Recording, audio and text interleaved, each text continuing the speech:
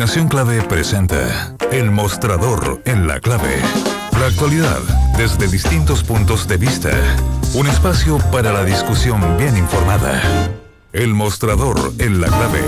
Con el equipo de El Mostrador. Estamos ya con el equipo del Mostrador, Mirko Macari, director periodístico del Mostrador, Iván Weissman, editor de mercados del Mostrador. Buenos días. Buenos días a ambos. Buenos días a ambos. Ayer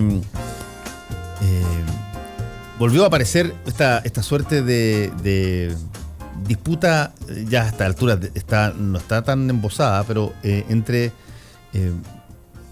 dentro de la nueva mayoría con el ministro de Hacienda. Ustedes tienen un artículo hoy día al respecto en torno a la reforma de las pensiones, donde básicamente Valdés estableció casi un axioma. Dijo, si es que dentro de la nueva mayoría no hay acuerdo respecto a la reforma de pensiones, entonces no tiene ningún sentido hacer nada con ella, llamémoslo así.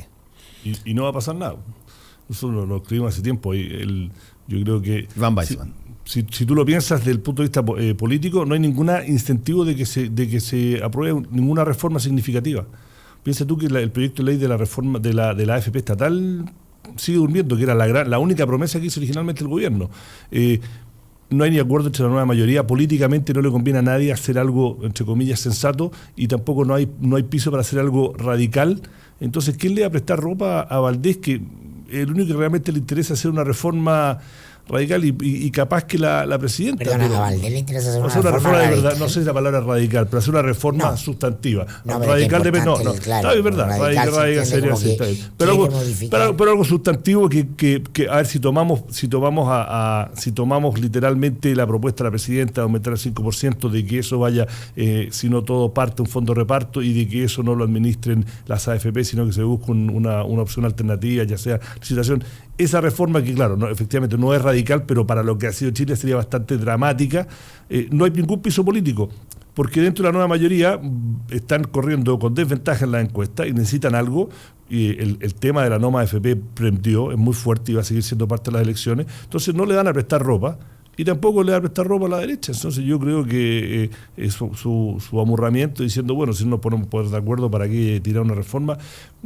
Creo que cosméticamente algo se va a proponer, pero yo haría una apuesta que no va a pasar nada, no va a haber ninguna reforma. Yo tengo algunos matices, voy a hacer como Ignacio Boque con Iván. En realidad es un enfoque distinto, en el sentido de que este gobierno, entre las cosas con las que parte su agenda de reforma, no está el tema de previsional. Dentro de las 4 principales reformas: constitucional, laboral, tributaria, educacional. Sin embargo, se entendía que era un tema que tenía que ser abordado, y por lo tanto el gobierno parte con una comisión que hace la Comisión Bravo. La Comisión Bravo. Esa comisión elabora un informe que fue muy discutido en su momento, por cómo se dividen los consejeros en torno a las propuestas, y le entregan un sobre con las propuestas. Hay propuestas de mayoría, hay propuestas de minoría, al ministro Valdés, y el ministro Valdés agarra ese sobre y lo pone en el último cajón de su escritorio, y ahí quedaba la reforma. Pero ¿por qué? Con la orden de la moneda.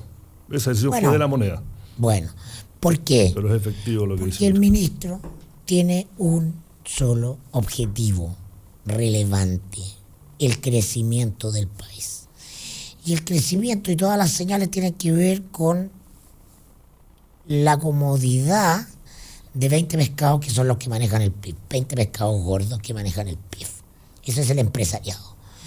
Cualquier cosa que le haga ruido al empresariado para invertir, y ahí podemos enganchar con los dichos de Guille, es compleja para el ministro de Hacienda, porque su pega es despejarle a los empresarios cualquier duda que tengan con la mochila de carga de la primera parte del gobierno, que por un tema de control de las agendas lograron instalar que eran las reformas las que impedían la inversión y por lo tanto las que frenaban el crecimiento. Y esa es la pega uno y única, te diría yo, del ministro de Hacienda, por lo menos donde está su fuerza, su energía política.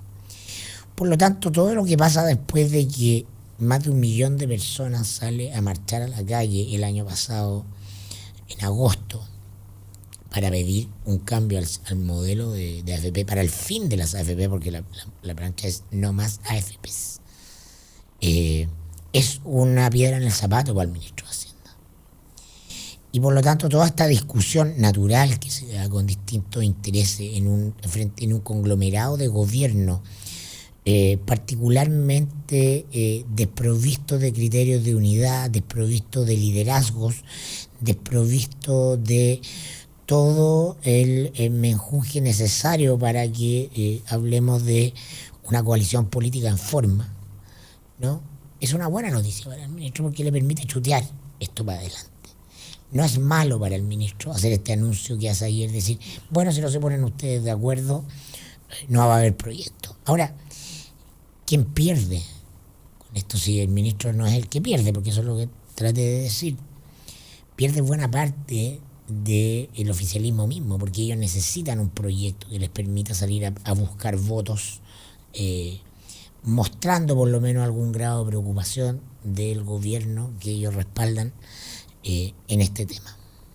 Ahora, perdón, déjame decir una cosa que quiero agregarla y después me interesaría conocer la opinión de Iván al respecto.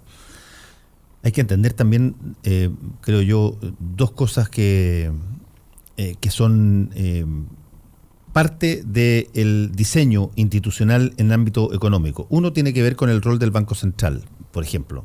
El Banco Central en Chile tiene entre sus misiones de conformación controlar la inflación.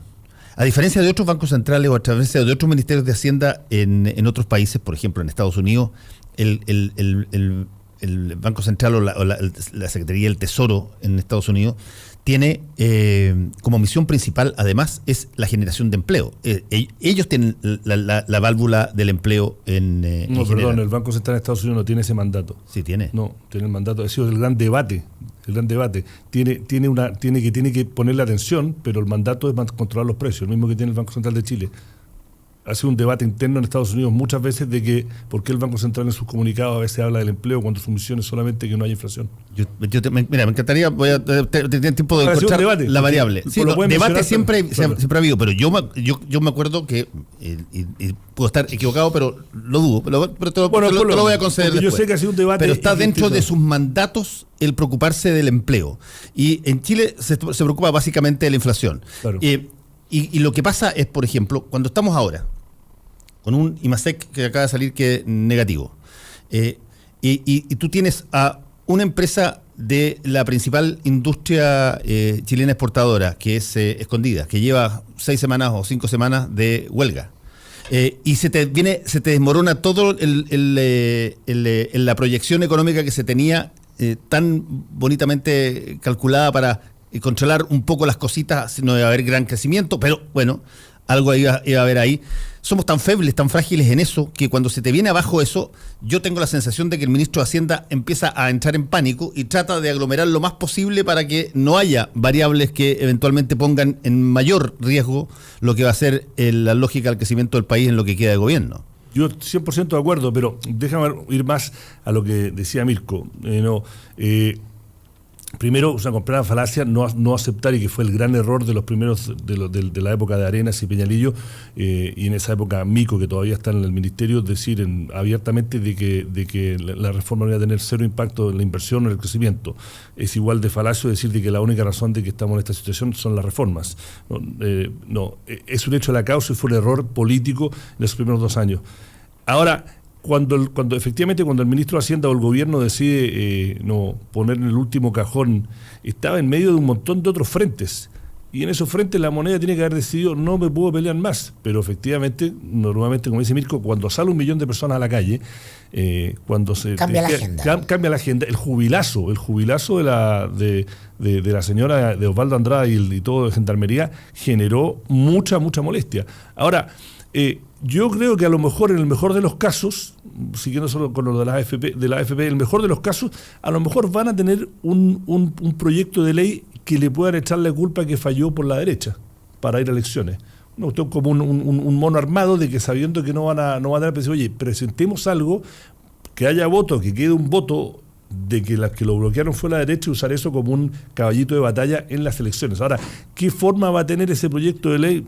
Quién sabe, una mezcla, pero acá nuevamente, si la presidenta tuviera realmente una pasión o una visión de que quiere hacer este cambio, tendría que ella salir a la cancha a pelearlo, ya sea mediáticamente como comunicacionalmente, porque Valdés ayer también él dice, bueno, la presidenta todavía no decide un par de cosas, como diciendo, ella también tiene que decidir qué vamos a hacer y cómo lo vamos a hacer.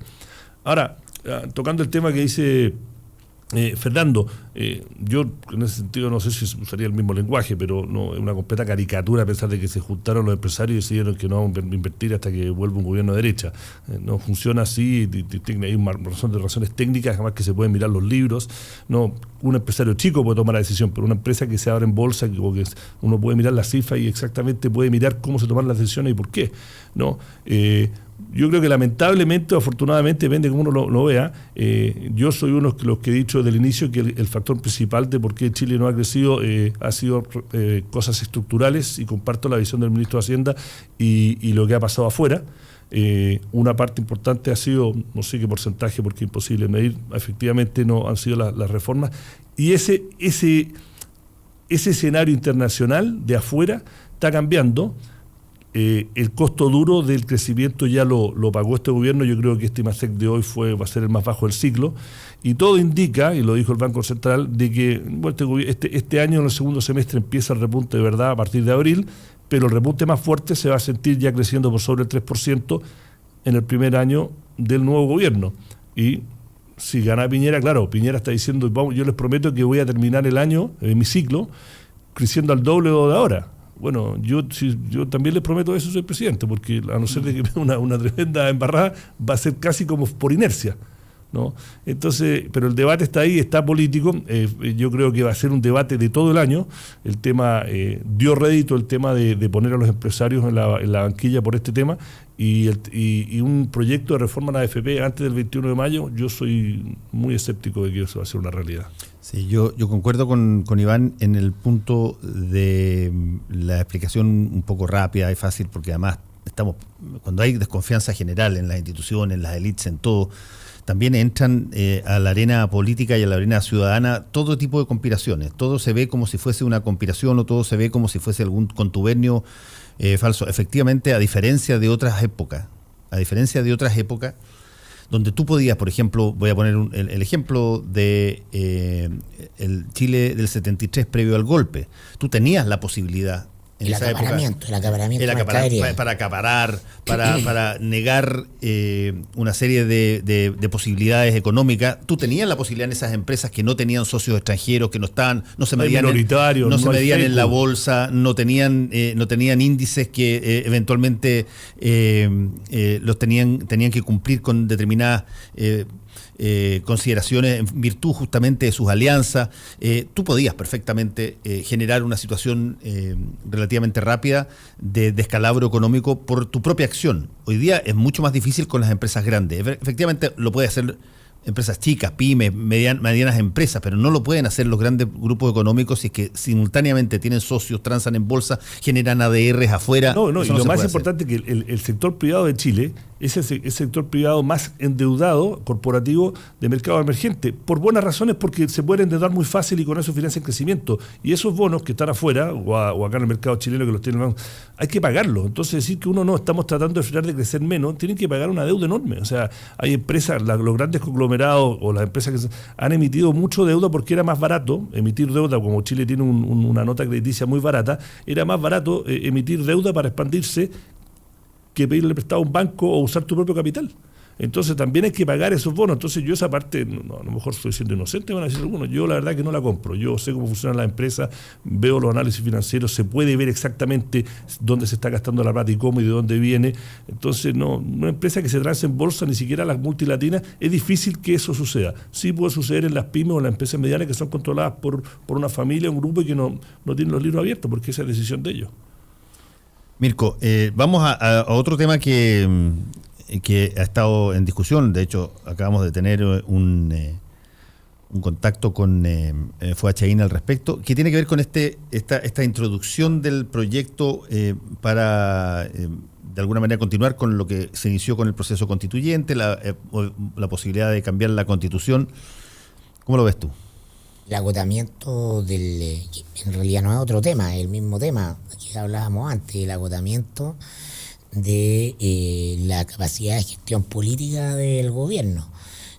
Tanto la incapacidad o capacidad de plantear un proyecto mentiroso de reforma al sistema de pensiones, como el de plantear un proyecto que es un saludo a la bandera en materia de reforma constitucional, te habla de esto que Iván ve desde el punto de vista técnico. Yo trato de mirar un poco más como enfoque, como el agotamiento del ciclo, la incapacidad de los actores de dialogar, la debilidad de las instituciones formales, ¿no?, en las que recae en teoría el poder, la ausencia de liderazgo en todas estas esferas, y el proyecto de reforma constitucional, que sí es un proyecto que uno puede situar al origen de este gobierno, por el fin por el ánimo ambiente que había al final del gobierno de Sebastián Piñera, donde se instala el tema de la Asamblea Constituyente. Es eso, o sea, el gobierno se enfrenta a reconocer que no tiene capacidad de sacar adelante, de hacer nada más. La presidenta tampoco tiene la voluntad política, ella ya se ve de brazos caídos en materia política, ¿no?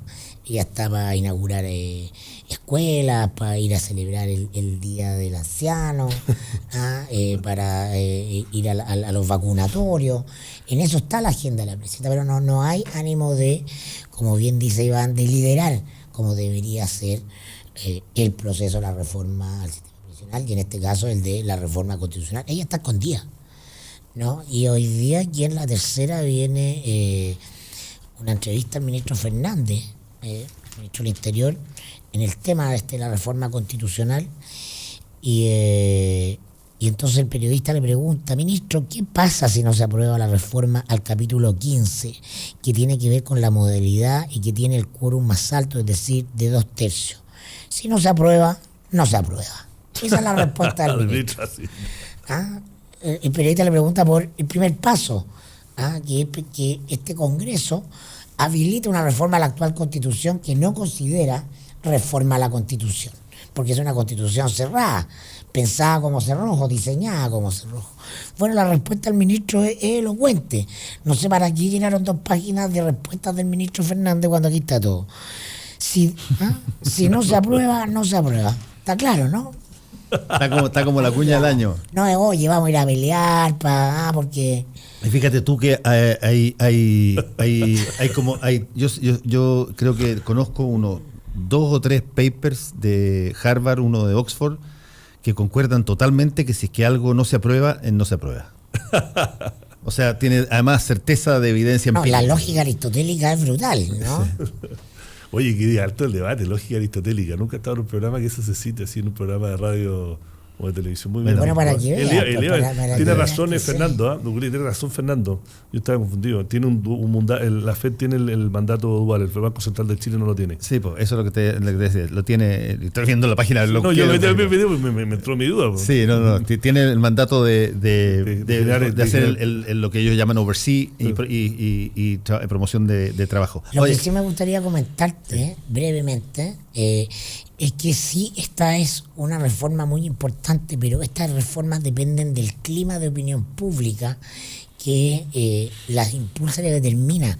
Y el clima en el que termina este gobierno es un clima profundamente favorable al mundo conservador.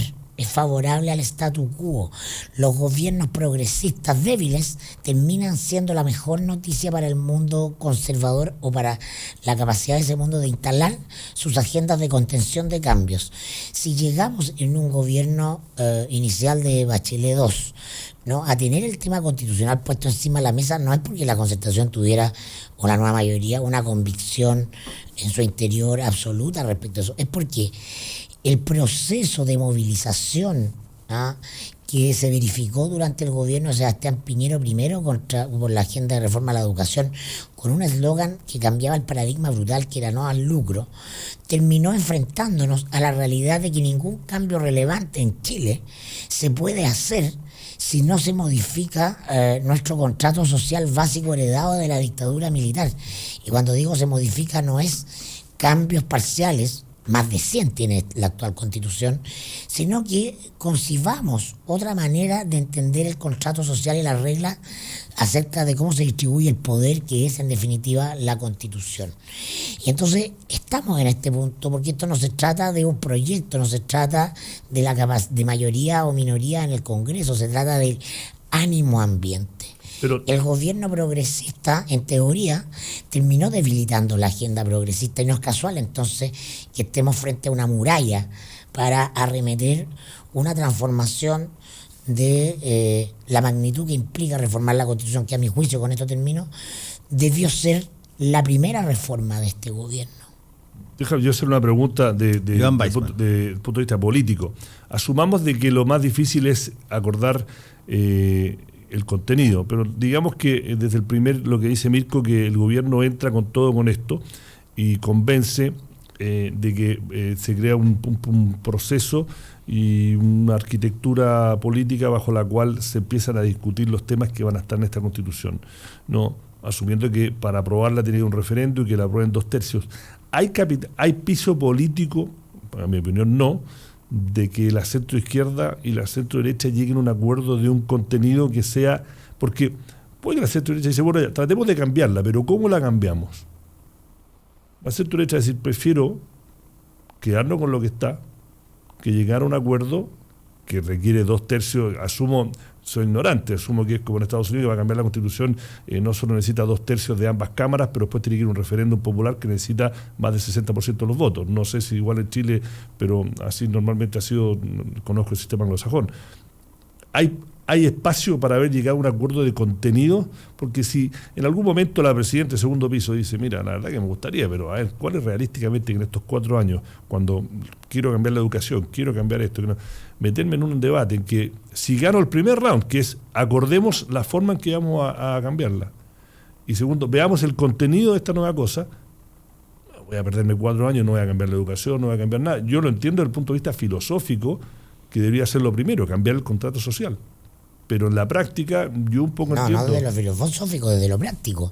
¿Dónde se cae la principal reforma de este gobierno, que es la reforma educacional, que es la gratuidad? ¿Dónde se cae? En el Tribunal Constitucional. Si en algo este gobierno fue exitoso, fue en lograr mayorías, que las tenía formalmente, en el Congreso para aprobar la gratuidad.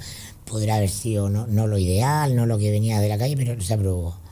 Y la minoría política te lleva ese proyecto al Tribunal Constitucional y el Tribunal Constitucional lo vota. Entonces, ¿frente a qué estás enfrentado? Frente al problema de las reglas. Son las reglas del juego de la democrática las que están viciadas en Chile, las que no permiten a la mayoría gobernar. Ese es el problema fundamental de la Constitución del 80. Pero todos los balances, todos los balances y contrabalances de las democracias tienen ciertas garantías para que la mayoría, aunque tenga un voto más que el otro, no pase por arriba a la minoría. Todos los sistemas democráticos, por lo menos los que yo conozco con un poco más de profundidad que un titular de diario, tienen sistemas bajo los cuales una minoría, ya sea el 20% o el 49.9% que perdió la elección, tiene funciones y herramientas para frenar que le pasen una aplanadora. Ahora, uno puede decir, en Chile, a mi opinión, hay demasiadas leyes orgánicas que necesitan 2/3. En otros países esos son más mínimos. No, uno puede argumentar si cambiar el sistema. Lo notable que hace el Tribunal Constitucional es que te dice que desde el punto de vista doctrinario, el principio de la gratuidad es discriminatorio. Porque estamos hablando de la gratuidad para los colegios públicos, para las escuelas públicas. No sé, fue la universidad, acuérdate que se le evitaron la universidad. Para la universidad pública. La derecha, ¿qué es lo que hace? Te dice, esto va contra los principios de la Constitución que nos rige, que es el principio. Básicamente una competencia desleal. Claro, digamos, lo que plantea claro. que casi, porque sí, claro, le está diciendo si Juan. Entonces, es evidente que lo que tú dices es cierto, si todas las constituciones tienen check and balance, pero acá es el problema de la doctrina de la Constitución. La doctrina de la Constitución es la doctrina de la Constitución pensada para la Guerra Fría, la que le consagra, sin decirlo, además esa es la genialidad de Jaime Guzmán, el Estado subsidiario que concibe el derecho de propiedad como un cerrojo por la experiencia de las expropiaciones de la unidad popular.